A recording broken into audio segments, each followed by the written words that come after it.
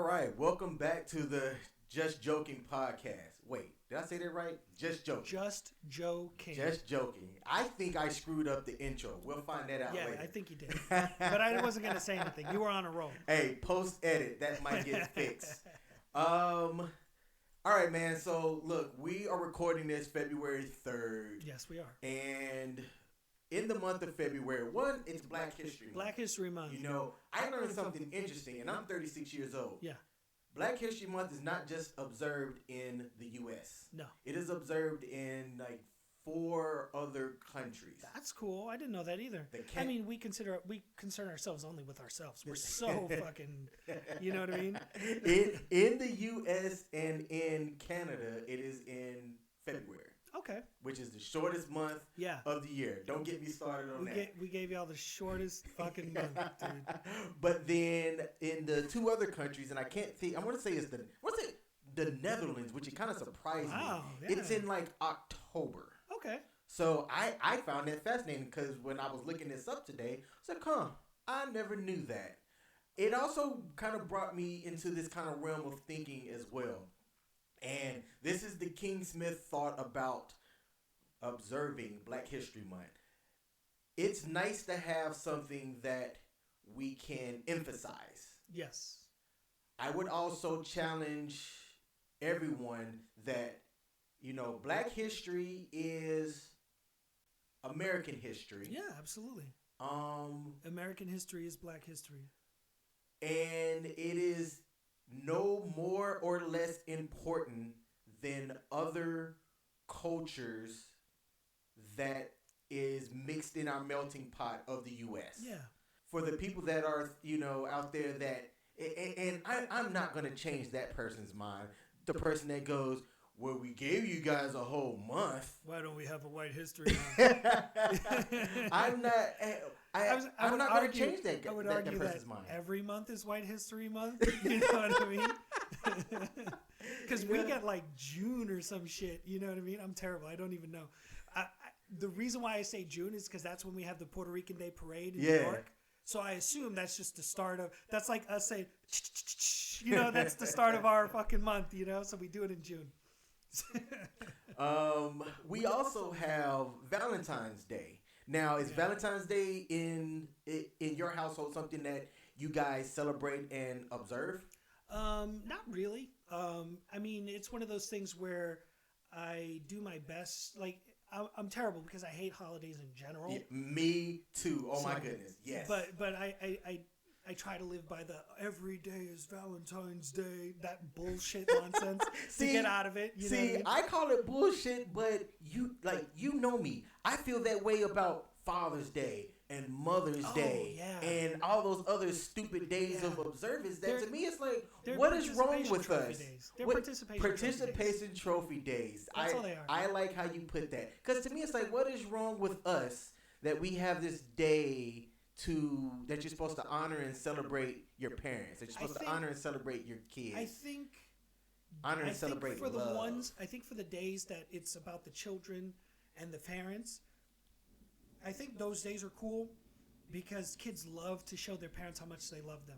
And I think promoting that and supporting them in expressing themselves in numerous ways is great for stimulating them artistically. Mm-hmm. So I would never take away Father and Mother's Day. I would tell the people on Father's Day when the single moms get out there and say, I'm celebrating Father's Day. Awesome, dude. We recognize your struggle. Yeah. You know what I mean? We recognize it's a struggle being a single mother. But when we celebrate Father's Day, we're not saying fuck you. We're just saying, there are dudes out there who are not doing their job. Let's at least acknowledge a few of those dudes who are doing their job. You know what I mean? Because the same can be said on Mother's Day. When a single father, we don't see a whole horde of single dads going, I'm the mama today. You know what I mean? So, why is that, though? Why don't guys do that? Because it's a dude thing. It's that masculinity shit that I talked about earlier. You know what I mean? It's we just don't do that. Mm-hmm. But why do the ladies feel like, ladies, please give us some feedback. Why do y'all feel like on Father's Day y'all gotta say, I'm the daddy too? I don't need no dad. You know what I mean? you guys, you ladies, are more than welcome to comment and Please let do. us know. We would like to hear your feedback on that because I'm a guy that I like to seek to understand. Yeah. And that's one thing that I don't understand. And trust me, like that's not to shit on single moms, dude. Like I grew up, one of the people I loved the most before she passed, God rest her soul. She was a single mom raising 2 kids and a grandkid, and she treated me like one of her children.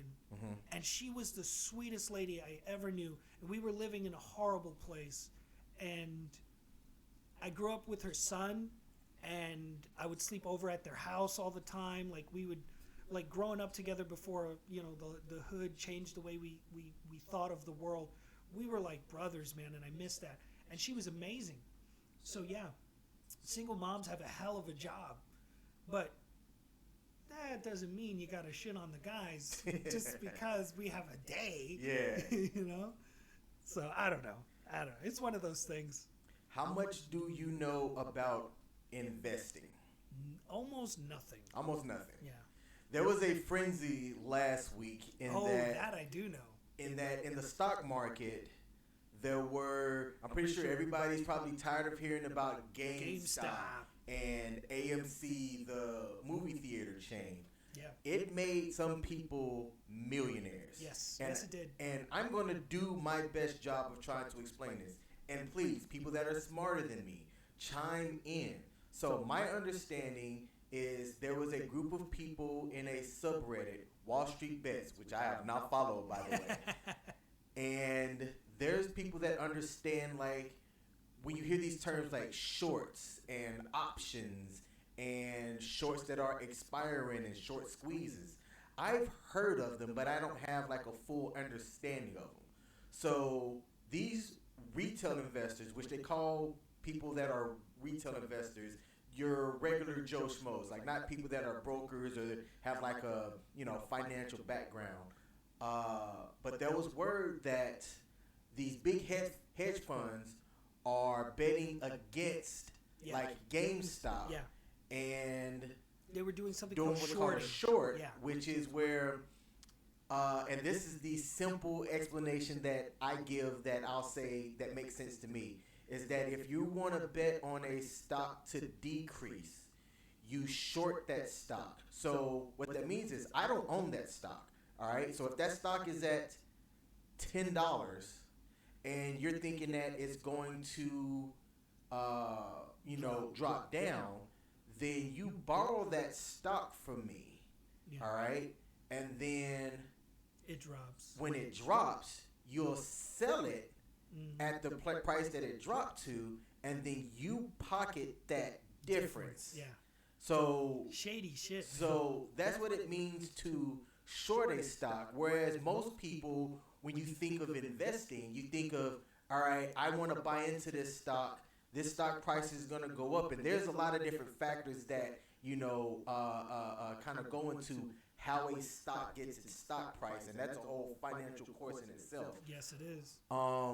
But people started to stick it to these big hedge fund firms because they had lots of shorts that were set to like execute. But if people buy in volume and the volume of that the trading volume goes up, then that causes the stock price to go up, and now you have this huge gap in difference And they have to pay of back. what those hedge firms have to pay back, and people, the retail investors, made bukus of cash. Oh, yeah. And Normal those people made a lot of money. and those hedge firms lost a crap ton of money. Yes, they and did. there were people that are happy about it. I saw billboards being purchased, sticking it to them or whatnot. And It makes me think of the Dave Chappelle skit where dude buys the truck of Cools. Yeah. He's like, I'm rich, I'm bitch. rich. So I just, saw that because I do a little bit of investing myself. Now I am nowhere near like really smart on this stuff, but just like how I talked about it in the first episode. You've got this resource in your hands called a smartphone. It's a supercomputer. It's a supercomputer. There is a wealth of information out there that if you want to find it, you can just look it up, how to invest. When I was figuring out how to podcast, I went to YouTube, and just typed in how to podcast. And you get a lot of different resources and things out there. So that's what I did with investing as well. And I didn't get into AMC or GameStop. I didn't either. I regret it. Yeah, 100%. But I also didn't know about it. No, there's no way we could have known. But now I've kind of learned some additional resources and some things, and I am in those stuff. I am heavily involved in crypto, and I got into crypto not like early like the people that are rich off crypto is now.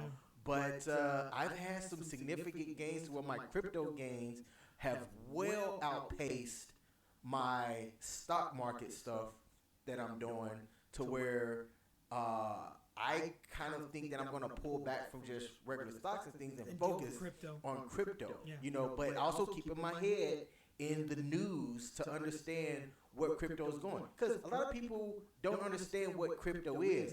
I'll be honest. I can't really fully explain what crypto is, but I also suck at describing stuff too, man. Like, in my head it makes sense to me. I have this understanding of crypto being like the future of like decentralized, banking, because you have all these countries and all these different laws and whatnot, and it's like, how can I make this fiat or currency convert to some other place, for doing business? What essentially crypto is? That's it. It's banks making money off of your money. That's exactly what that is. Because a lot of these banks now, they have crypto. Like deposits. Let's call it that. Just like they have your money right now, right? Yeah. Well, they use that money to invest in crypto. That crypto gains money. They put your money back. And now they have the crypto money, and they just build money off of that money. So now if like the banks were to quote unquote go under, they would have money. They wouldn't technically go under, but they would still get the U.S. government to bail them out. So they'd be making money off of your money. Hey. That's how crooked the bank system is, dude. I'd say, what made me start paying attention was when the banks started getting into crypto and big businesses. I was like, let me start to understand what this is. And maybe I should, kind of throw my hat in the ring. But little old King Smith, I'm never going to be, never say never. I'm like the most optimistic, realistic dude that I know.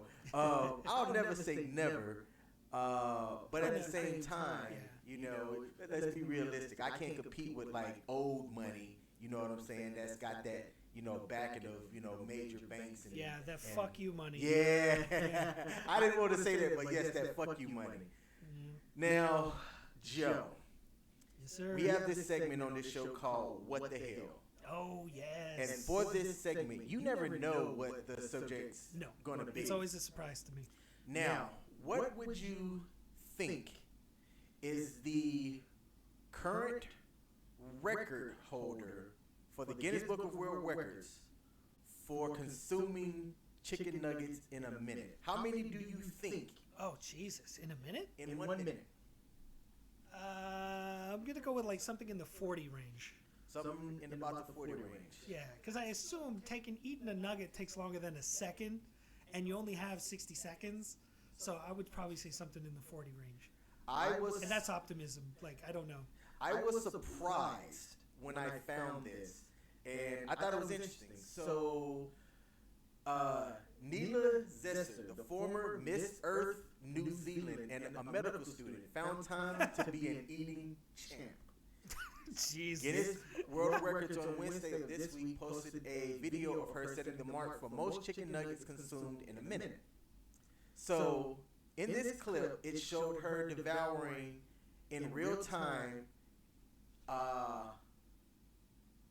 298 grams. Oh, okay. Got yourself. Almost got me. 298 grams. Now, doing the conversion, 298 grams sounds a lot. It sounds like a lot, yeah. And when I even tell you that that's 10.5 ounces. That's it? It doesn't sound like a lot. Even 10.5 ounces though doesn't. I don't know how many nuggets is that. You're killing me. Do you think it's more than 40? 10 ounces, like 10.5 ounces. Yes. I don't know, man. I'd be going to McDonald's and getting a 20-piece nuggets. They feel kind of heavy. I don't know, like what. So in 1 minute, she ate 16 nuggets. Oh. Now you say that. Now I'm a little disappointed. I'm disappointed. I'm sitting here thinking I can eat 16 nuggets in one sitting. Now the rub is, can I do it in a minute? Yeah, that's the rub, dude. Like, I don't know. I mean, For our YouTube channel, I might try that. I might see if I can devour 16 nuggets in 1 minute. I tell you who won't be doing that, because I'm not going to go down as dying by Chicky Nuggy. You know what I mean? Uh-huh. Now the question is, were they regular oval-shaped nuggets, or were they like dinosaur nuggets? You know, I read the article. I did not watch the video They probably yet. didn't specify. I'm going to, because they show in the thumbnail, like, you can see this bowl of nuggets and this lady and her looking like she's about to 16 devour. nuggets. But So 16, you said she's bro. from like the Netherlands? New Zealand. New Zealand. Okay. New Zealand. Okay. So our friends over there. I want to say I feel like this should be an American title. Right? I feel like this should be an American title. Like, this is something an American, like, who does chicken nuggets better than we do? I mean, they probably do, but still, I'm just saying we mass produce those things the most. Yeah, I want to say an American could probably do like 30 nuggets, man. She holds this title now. 16. But once this gets I out, feel gypped. once this gets out, Oh yeah, an Oh, yeah. American is easy gonna hold that. This is COVID. We're so bored right now. Hold my beer. What you mean to tell me? Let me call the Guinness Book of World Records. There's somebody sitting in their house that's gonna hear this and go, let me call the Guinness Book of World Records right now. I just did that shit yesterday. Dude, $20. $20. That's gonna be the next viral challenge happening on the internet. Just stuff in your face full of chicken nuggets and see who can get the most chicky nuggies in 1 minute. You know? Yeah, man. So that is the what the hell story of the jeez. day. Now, you have a word for me, Joe. I actually have 2 words for you today. I want you to bring this up, and let's see if I can get this, man. All right, so I'm gonna softball you the first one, right? All right. Because I want to make a point. The first one I'm gonna give you is an easy one. It's disingenuous. Ooh, disingenuous. So I've heard this word before. Yes, I've it's used a common it. word. I don't know if I've used it in the right sentence. So with disingenuous, that is like if you're not authentic, Not sincere. not sincere. Yeah. Okay. Yeah. All right. Not candid or sincere is is part of the definition. Typically, by pretending that one knows less about something than Okay. one actually does. So I want to bring up disingenuous because we're in America, right? Yeah. And by and large, you would say that most people have a car, yeah? Okay. Yep. And what does a car need rather often? A mechanic, right? Yep. So a mechanic is guaranteed work, kind of to a degree. There's always going to be a car in need. I mean, let's say there's one shop in your entire town. They're guaranteed to get work, right? Oh yeah. Do you trust a mechanic to tell you the truth? Man, I'm 36. And I know mechanics who are honest people. Yes. But do you trust, like, so you would argue that you may listen to what the mechanic has to say, but you might have some doubts. In general, you might yes. not believe completely what they're saying, and they may occasionally throw in, like we've had it happen to us, where they'll throw in some stuff and say, "Oh, you got to get this," and we're like, "No, we already got that." Mm-hmm. And they'll say, "No," and then it was like, "Look at the paperwork, bro." Yeah. And then they'll be like, "Oh," you know, like we know what we're talking about. So you would argue that you can't necessarily trust everything you hear from a mechanic, right? Yeah. At least that's me. That's how I feel. Now, I want to remind our American listeners, politicians, they're not guaranteed that work unless you vote for them. Ooh, okay. And if mechanics have to lie about something they're guaranteed to get, what do you think politicians do? that's who I want to bring up because we're arguing over politics here. Interesting. Over the last few weeks, months, year. Let's not lose our mind over people who really don't care about us. Art. You set me up. I did. The reason why. Can there be an honest politician? An honest politician. I mean, there can't even be an honest lawyer. The people who argue our laws, they use tricks and they manipulate facts, and they'll do whatever it takes to get a person out of jail time, and they've committed a crime. Is there an opposite of disingenuous? Ingenuous. Yes. Yeah. So just regular ingenuous. Ingenuous, yeah. I've never heard anybody say ingenuous. I've heard of disingenuous often. I think it would be very difficult to use ingenuous into a sentence if it's not something like probably legal. I would say, if you're holding like a remembrance ceremony about somebody, you might slip in a $10 word like ingenuous. But ultimately, disingenuous is more commonly used because it's a more common thing. Challenge, and I just thought this up. As we have these word of the days on the follow-up episode, I'm going to find a way to slip the word into the episode. Disingenuous? Yes. Okay. So, but now I'm going to give you the hard one. So that was a softball word, and thanks for that because we're going to do this every episode. Yeah. So that was a softball word. What is? And this is a good one I learned only a little while ago. It's a great word. It's tendentious. Tendentious.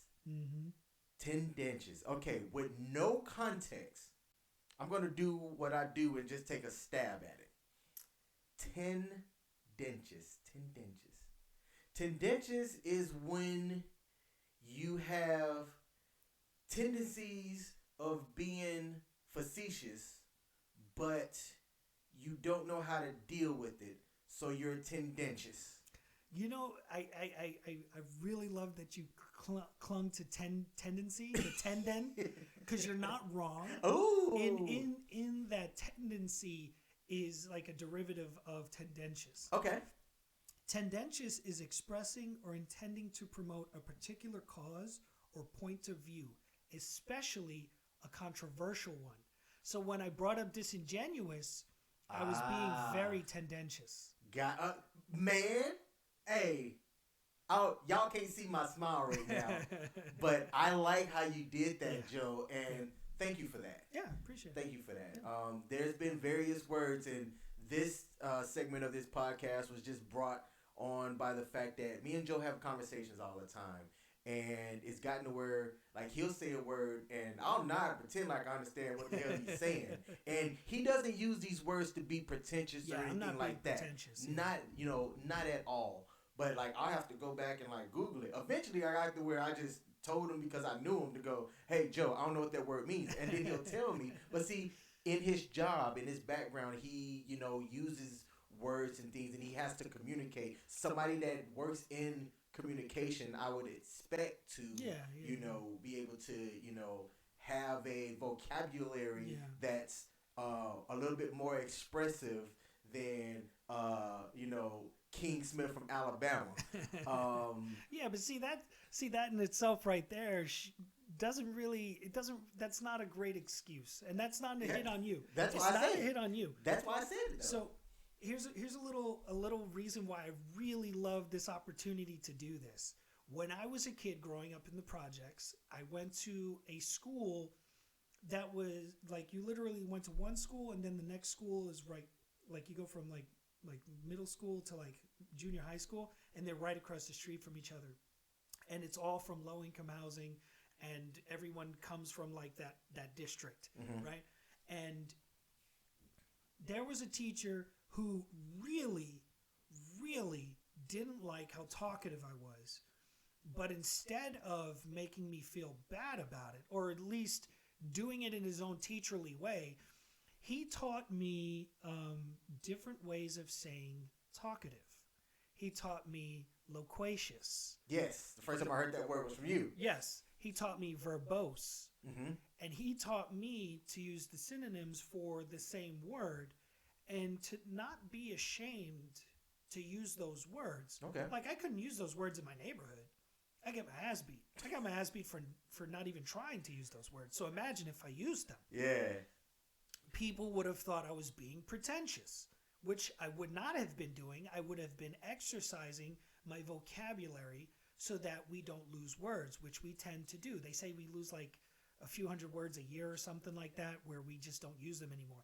And instead of using old words that we have, we create new words in a much shorter, cheaper way. You know what I mean? And it's one of those things where I love moments like this, where we get to talk about our vocabularies and change the way we think of how we talk.